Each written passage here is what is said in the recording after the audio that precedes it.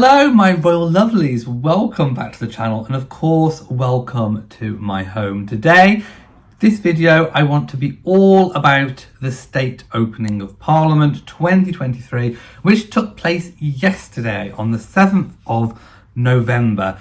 Wow, what an amazing occasion this is. It's always a spectacle, but we have not had what I would describe and many people describe as a proper full state opening of Parliament since 2016. Now, we have had state openings of Parliament, but they have been, I suppose you could kind of describe them as more of a reduced status. For example, Her late Majesty Queen Elizabeth II wore day dress or did not wear the imperial state crown on her head. It was carried before her. Or in the previous state opening of Parliament, she wasn't able to attend at all due to health reasons, which actually meant that Prince Charles, as he was then the Prince of Wales, attended and read the Queen's speech on her behalf, with Prince William in attendance, the Duke of Cambridge, as he was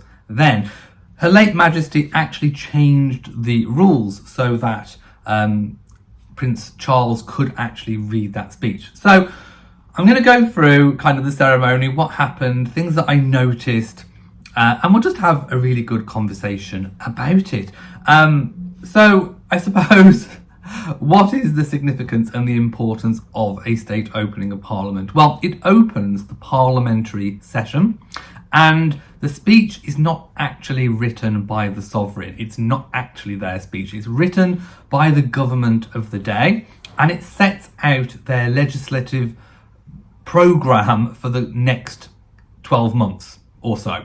Then that speech is debated along with other measures in the House of Commons. Now, the House of Commons is part of Parliament, and it is the elected body, it's the elected house. So when we have our general election, people vote for the MPs and they go and kind of start the process of making all the laws and regulations that govern us on behalf of the sovereign.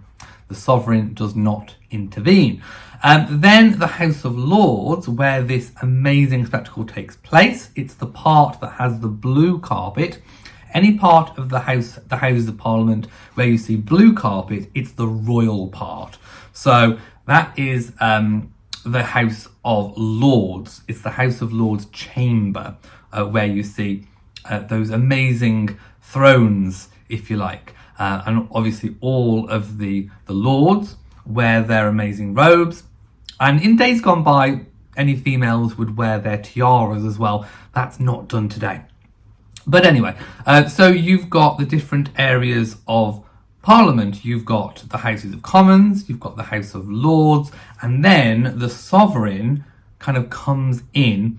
The sovereign cannot enter the House of Commons, or rather they shouldn't enter the House of Commons, which kind of dates back, and that's where you see the kind of black rod spectacle where Black Rod bangs on the door is shut in Black Rod's face, because the Black Rod is obviously a messenger of the sovereign requesting the Houses of Commons come to the chamber to be addressed.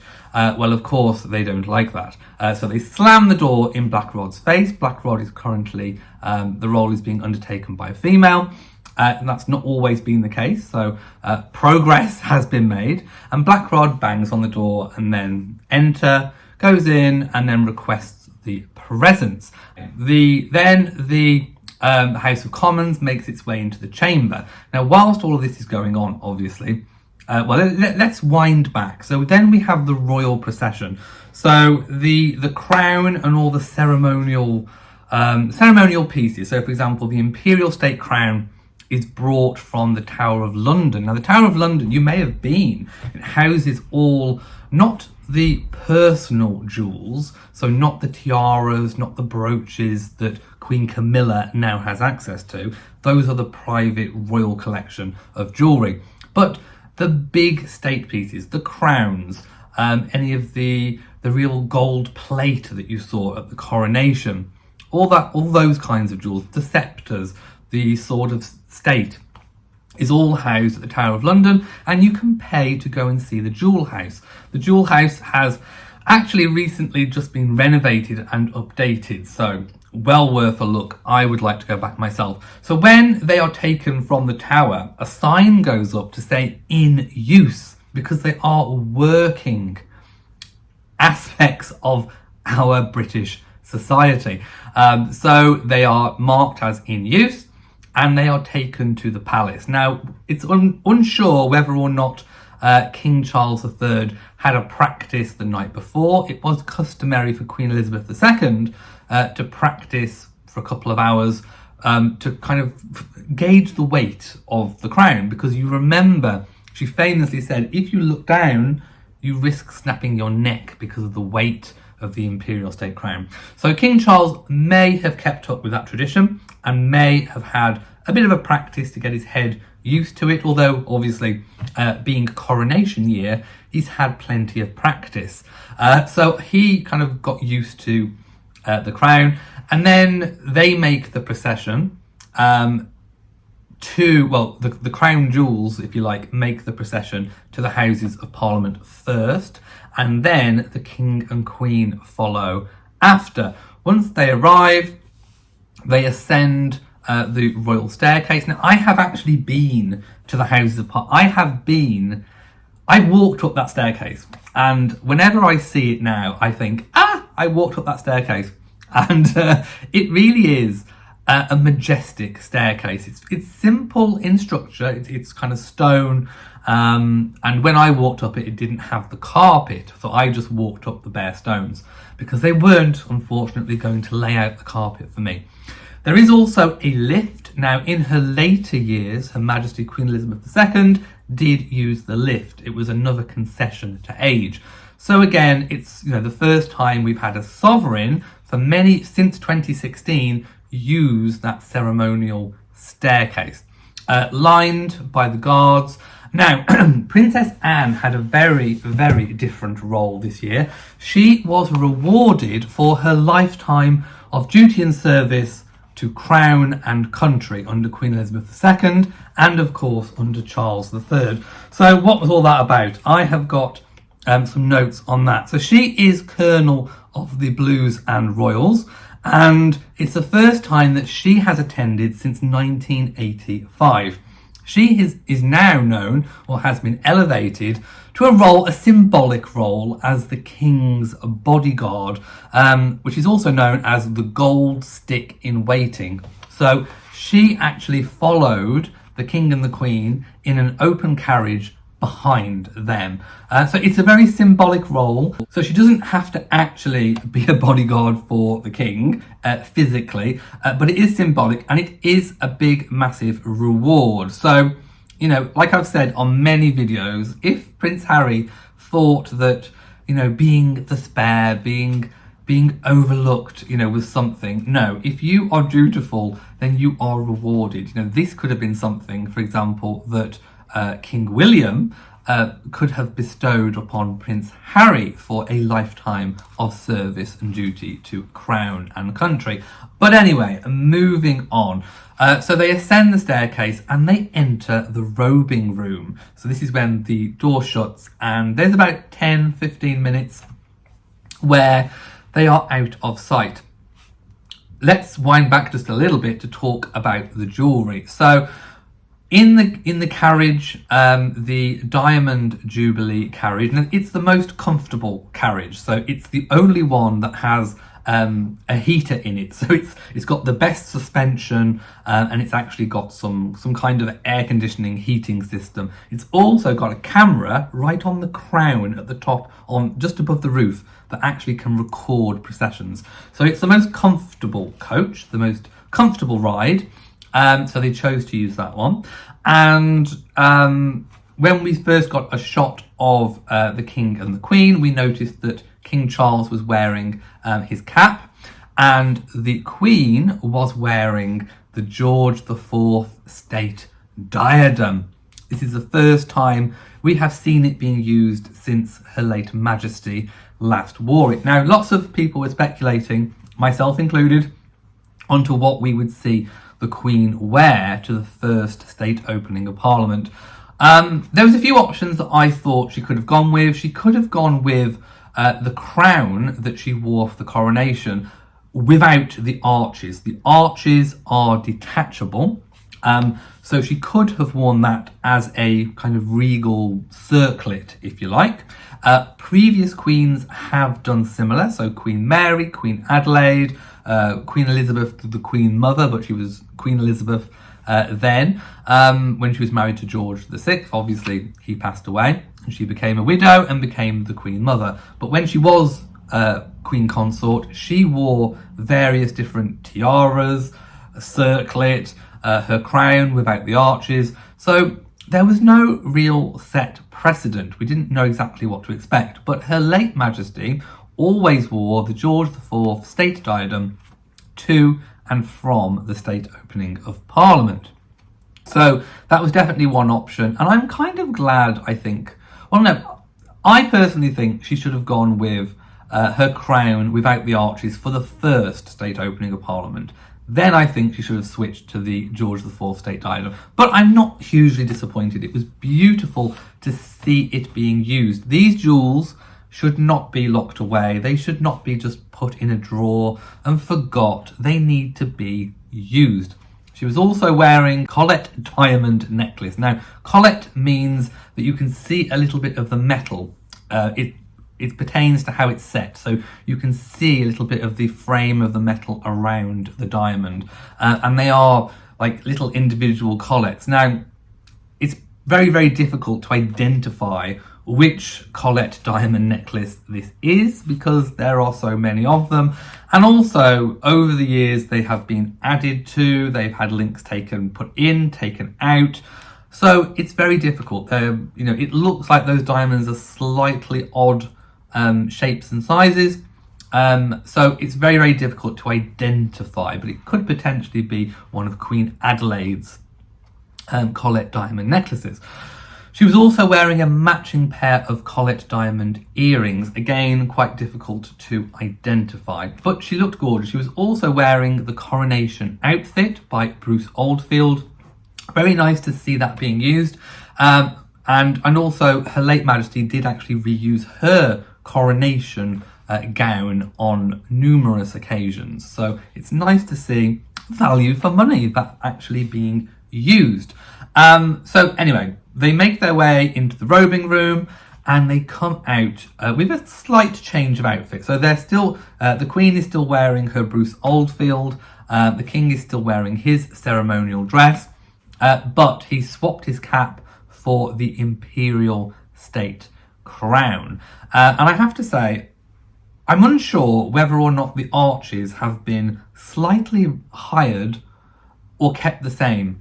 Because of course when Her late Majesty became Queen, the arches were lowered to make it look more in proportion to her head, basically. I've got a slight feeling that the arches have been slightly raised, but not as much as they were for George VI. George VI, if you look at photos, the arches are very, very high. So I'm unsure whether or not they've been raised. Let me know what you think. Anyway, he's wearing it with ease, and the Queen is still wearing the George IV diadem. So they make their way into the House of Lords chamber. They separate and split up and go through the doors. Now, I have been through those doors. I've walked the same processional route. It really is magnificent. All the portraits around are really, truly stunning. I actually went on a trip when we took some children from my previous employment. We took them on a tour of the Houses of Parliament, and we followed that route, and it was magnificent. I actually went as the King and Queen were entering the chamber. I went the King's side in, and then I kind of exited through where the King exited on the way out. So we kind of did a bit of a loop. It's a lot smaller than what it looks on TV, the actual chamber, but it is very opulent. I did see the thrones or chairs of estate. I did see them. They are magnificent. Yeah, it really is a very poignant place to be, and you really do get a sense of all the history involved with it. So then the kings and queen take their seats, the robes are arranged. I do have some information on who the attendees were. So Camilla had two of her lady companions. Of course, they're now not known as ladies in waiting. We had Fiona Petty Fitzmaurice, who is otherwise known as the Marchioness of Lansdowne. And we had Lady Sarah Keswick. So Annabel Elliot, one of her other companions, was not present on that occasion. Also, she had in attendance two pages, William Keswick and Ben Elliot. Ben Elliot is her nephew, and the king had various pages as well connected to either nobility it was just nobility. So he sits down. The pages arrange the cloak, which I do believe is George V's, which is the same one that he wore at the coronation. So once arranged, there's also a microphone to the side that comes out of the chair, so you can hear him, so he doesn't have to be mic'd up. The Queen obviously remains silent. He sits down and says, "My lords, pray be seated," and that's the cue for everyone to sit down.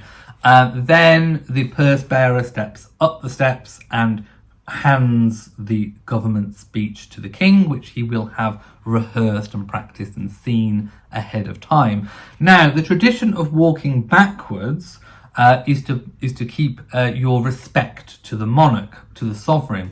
That tradition was kind of stopped about 5 or 6 or 7, I forget, years ago, where Queen Elizabeth said, your safety is more important. You can turn your back on me and you can walk down the steps. But this black rod has decided, this purse bearer, I've got black rod on the brain, decided that he wanted to revive the traditions, and he did actually walk backwards down the steps, and he did it very, very deftly. So again, we have a return to these old traditions, which makes this a very special occasion. The king then reads the speech, the government's legislative intentions for the year. By the way, all of the parliamentarians, they are now in the chamber listening to the speech. They've made their way very noisily down. And then once the speech is over, the king stands up and then leaves. Now, he did pay a little bit of a tribute, and that will have been, his addition to the speech to his late mother.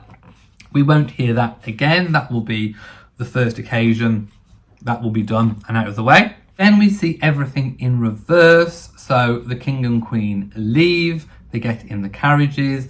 The cap of maintenance, which is the kind of hat on the stick, traditionally given by popes to monarchs, is then put back in the carriage, along with the sword of state and the imperial state crown, and they make their way back to the Tower of London. The king and queen, of course, make their way back to Buckingham Palace, and that is the last we see of them. Then, of course, all the great parliamentary work kicks in, and they start debating that speech over the next week and months, so to speak.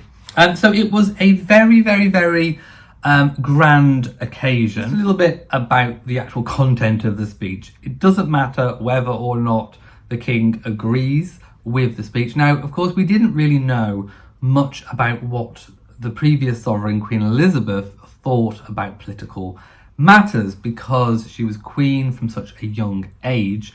We'd never got to see or know of her personal leanings, whether it be political or otherwise. Whereas with the king, when he was Prince Charles, Prince of Wales, we got a lot more insight into what he thought about environmental issues. So when he's reading the speech, we can almost kind of guess and gauge his reaction to what he's reading, but he has to be impartial. He has to read it with a kind of almost monotone voice, and he did that with aplomb. I think it went without hitch, and I think therefore it went without criticism. Lots of people will be talking about, I suppose, why we have these traditions, and it's always that kind of time of the year when we do need to reflect on our traditions and, you know, are they relevant in today's world? For some people who are struggling to live and survive, all the pomp and pageantry won't necessarily mean a lot to them. But it is symbolic, it is very important. It's the only time in the year where the sovereign, what makes up the whole state, the sovereign, the House of Commons, the House of Lords are all together in one building. It renews that very symbiotic relationship between all of them and what makes our unwritten constitution work. Because remember, we do not have a written constitution like many other countries and nations. We have an unwritten constitution. The closest we've got to a constitution is Magna Carta. So it's very, you know, symbolic and important to set out those intentions for the year and those relationships. Okay, on a personal note, I really enjoyed it. It was nice to see everything being used and all of those traditions back in place. Let me know your thoughts and comments in the comment section below. How you thought it went. Do you think it's relevant? Did you enjoy seeing all the jewellery and all the regalia? Did you think that Queen Camilla should have worn something different on her head? Let me know all those things in the comment section. Thank you for watching this video. If you've enjoyed it, then please give it a big old thumbs up. Don't forget to share on social media. And of course, do hit the bell so that you know whenever I upload a new video. So from me, mwah, to you all, and goodbye.